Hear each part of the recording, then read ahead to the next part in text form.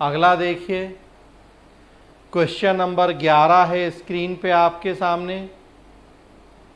Question number 11 है, चुनाव सुधार के लिए पिछले वर्षों में उठाए गए कदमों को सूचीबद्ध करें।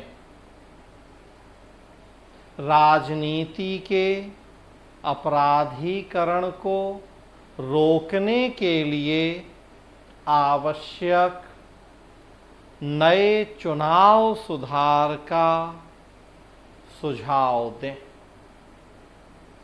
इंग्लिश वर्जन देखें। List the steps taken in previous years for electoral reform,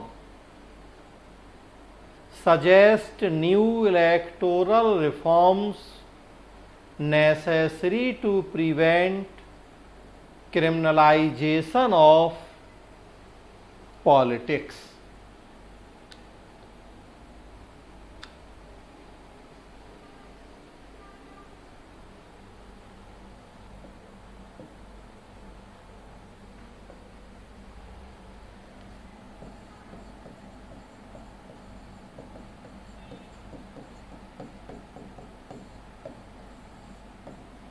तो क्वेश्चन नंबर 11, दो पार्ट हैं आपके सामने। प्रश्न में फर्स्ट पार्ट है, पिछले वर्षों में किए गए चुनाव सुधार।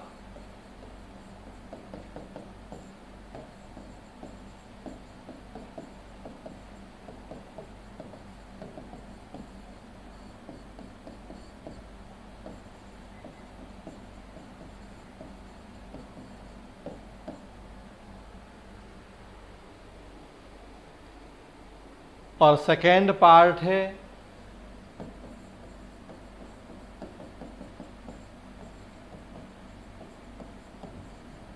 राजनीति के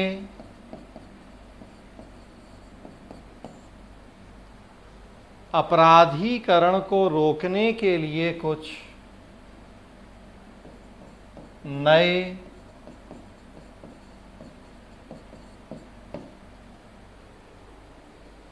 चुनाव सुधारों का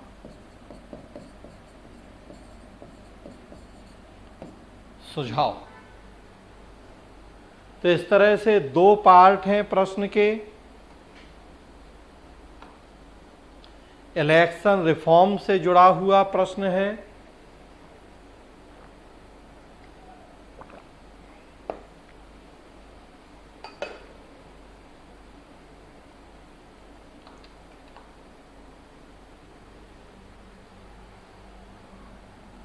आपको जो फर्स्ट पार्ट है, पिछले वर्षों में किए गए चुनाव सुधार। अगेन शुरुआत करें आंसर की आप।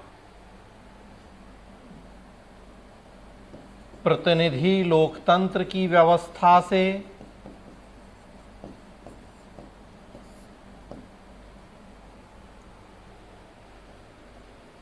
उसमें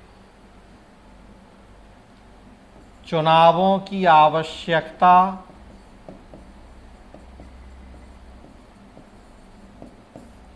राजनीतिक दलों की भूमिका,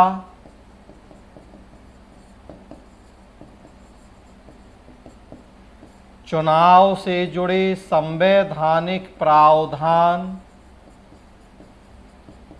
शुरुआत आप यहाँ से करें। संक्षेप में ये चीज़ें पहले दिखाएं आप। एक तरह से कहें इंट्रोडक्शन या भूमिका कि एक लोकतांत्रिक शासन व्यवस्था में निष्पक्ष पारदर्शी चुनाव प्रणाली कितनी जरूरी होती है, उसका महत्व क्या होता है, चुनावों की जरूरत क्यों पड़ती है,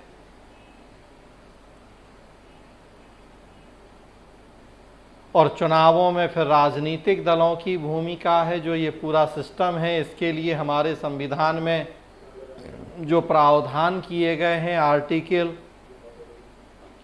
324 से लेके 329 तक चुनाव आयोग है, और जो प्रावधान, तो सबसे पहले आप फर्स्ट पैरा में संक्षेप में इन चीज़ों की चर्चा करें।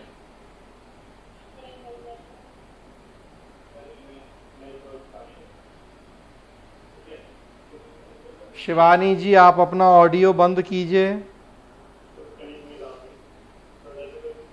शिवानी जी, सचिन कुमार, जो लोग अपना ऑडियो ऑन किया है, ऑडियो बंद करें।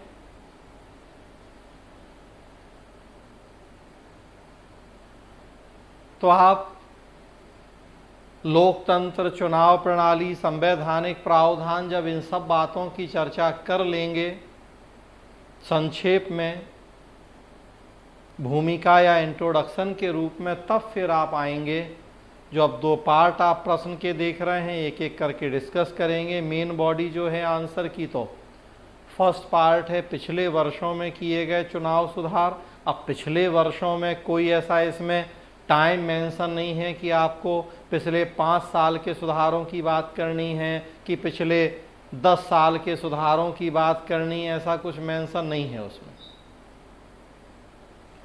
तो रिसेंट जो भी पिछले 10-20 साल के चुनाव सुधार हैं, आप उनकी चर्चा कर सकते हैं। स्पेशली नोटा का प्रावधान है, वीवीपैट का कॉन्सेप्ट है,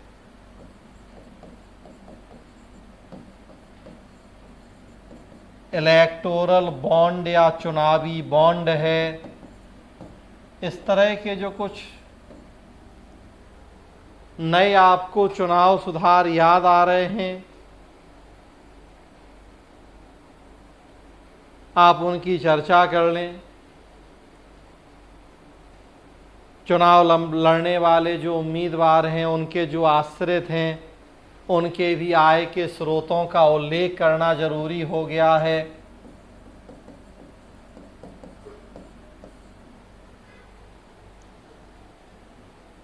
तो जो नए ये चुनाव सुधार हैं, वो दागी सांसद, विधायक, आप देखिए तो उसके लिए जो प्रावधान किया गया है, लिली थॉमस वाद में कि 2 वर्ष से अधिक सजा पाए जनप्रतिनिधियों का स्थान रिक्त हो जाता है अपने आप ही। लिली थॉमस वाद था, बड़ा फेमस वाद था, एक लोक प्रहरी वाद था, जिसमें कहा गया कि चुनाव लड़ने वाले उम्मीदवार को अपने आश्रितों की आय के स्रोत भी बताने पड़ेंगे, उनका उल्लेख करना पड़ेगा जो वो अपना नामांकन फॉर्म भरते हैं उसमें। पीयूसीएल वर्सेस भारत संघवाद था, जिसमें नोटा का प्रोविज़न था। तो इस तरह के जो ये रिसेंट कुछ इलेक्शन रिफॉर्म्स हो रहे हैं हमारे देश में, अभी आप देखें तो बंगाल चुनावों के बाद चुनाव आयोग ने एक कमेटी बनाई है चुनाव सुधारों के सुझाव देने के लिए।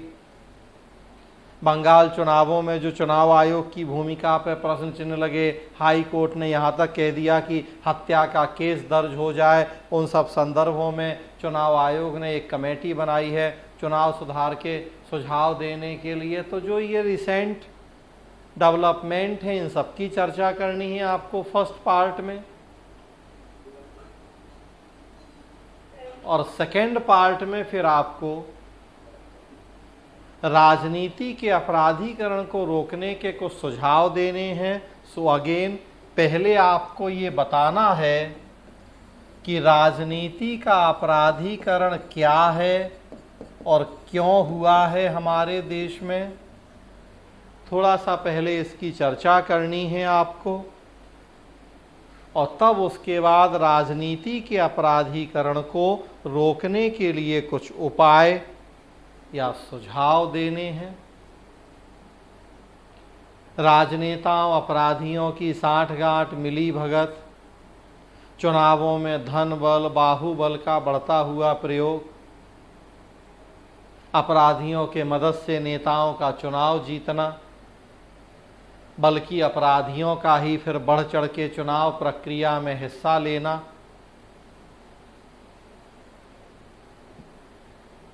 तो जो राजनीति का अपराधीकरण है क्यों हुआ है, तो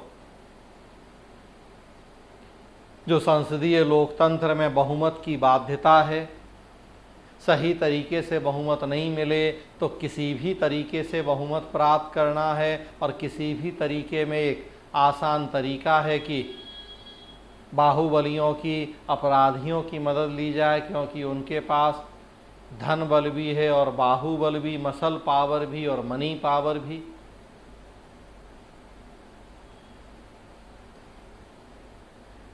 बोहरा समिति की आप चर्चा कर सकते हैं, जिसने पहली बार हमारे देश में राजनीति, अपराधी और प्रशासन का जो एक गठजोड़ हो गया है, त्रिभुज बन गया है, उस पर ध्यान दिलाया था।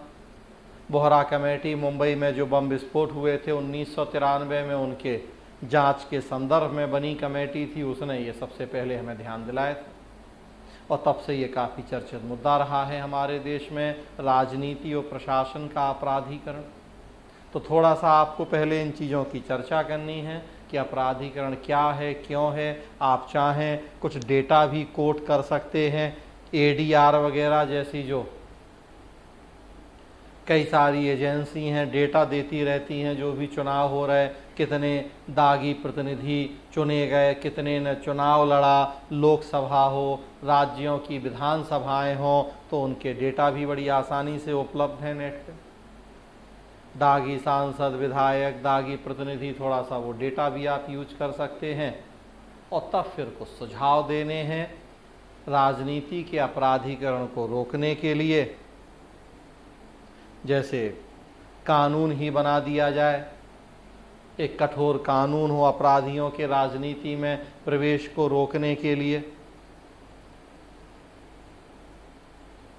स्टेट फंडिंग का काफ़ी चर्चित मुद्दा हमारे देश में है कि राज्य द्वारा चुनावों के लिए वित्त पोषण की व्यवस्था की जाए, क्योंकि धन बल और बाहुबल इन्हीं की ज़रूरत है चुनाव में। तो एटलीस्ट धन की अगर मदद राज्य की तरफ से हो जाएगी तो उससे भी चुनाव लड़ने वाले प्रत्याशियों को जो सक्षम नहीं हैं वो कम से कम चुनाव लड़ने में अब सक्षम हो जाएंगे, अगर स्टेट फंडिंग हो जाएगी चुनाव लड़ने के लिए उन्हें। तो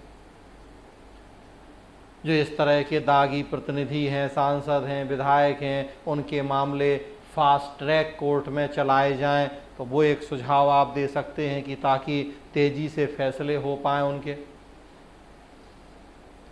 लोकपाल, लोकायुक्त जैसी संस्थाओं की मजबूती है, चुनाव आयोग को और ताकत देने की ज़रूरत है और सशक्त बनाने की ज़रूरत है। राजनीतिक दलों में आंतरिक लोकतंत्र की ज़रूरत है, उनका एटीट्यूडल चेंज करने की ज़रूरत है कि ताकि वो ऐसे प्रतिनिधियों को टिकट ही ना दें। तो इस तरह के हम कई सारे सुझाव दे सकते हैं राजनीति के अपराधीकरण को रोकने के संदर्भ में। और लास्ट में कंक्लूड करेंगे कि एक जितनी निष्पक्ष स्वतंत्र निर्वाचन प्रणाली होगी, लोकतंत्र भी उतना ही बेहतर तरीके से अपने उद्देश्यों को पूरा करेगा, अपनी भूमिका का निर्वहन करेगा। जनता को भी जागरूक होना पड़ेगा इसके लिए। जनता को भी ये देखना होगा कि ऐसे प्रतिनिधियों को ना चुने, वोट ना दे जिनके ऊपर कोई गंभीर आपराधिक मामले या आरोप लगे हैं। तो इस तरह से हम कंक्लूड कर देंगे उसे। तो ये 11 प्रश्न थे